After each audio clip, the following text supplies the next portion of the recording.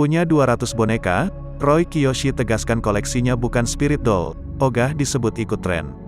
Roy Kiyoshi punya 200 boneka, tegaskan bukan spirit doll, bantah jika dirinya mengikuti tren. Tren spirit doll beberapa waktu belakangan sempat menghebohkan publik. Bahkan beberapa artis ternama di tanah air diketahui juga mengoleksi boneka tersebut.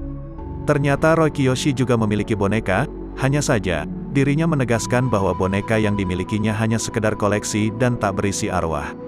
Mengenai spirit doll yang ramai diperbincangkan orang, Roy Kiyoshi kemudian mengungkapkan pandangannya tentang spirit doll yang sempat heboh di media sosial. Roy mengakui jika dirinya memiliki ratusan boneka, namun dia menegaskan boneka tersebut bukanlah spirit doll. Oh iya, untuk boneka arwah lagi ngetren, ya aku for your info, aku nggak mengorangkan boneka. Aku cuma koleksi saja, ujar Roy Kiyoshi dikutip tribunstyle.com dari kanal YouTube populer seleb, Kamis, tanggal 13 Januari tahun 2022. Pria 34 tahun itu kemudian menjelaskan macam-macam karakter orang yang suka mengoleksi boneka arwah. Boneka arwah kan ada koleksi, sensasi, obsesi sama fantasi. Aku termasuk orang yang koleksi, jelas Roy Kiyoshi.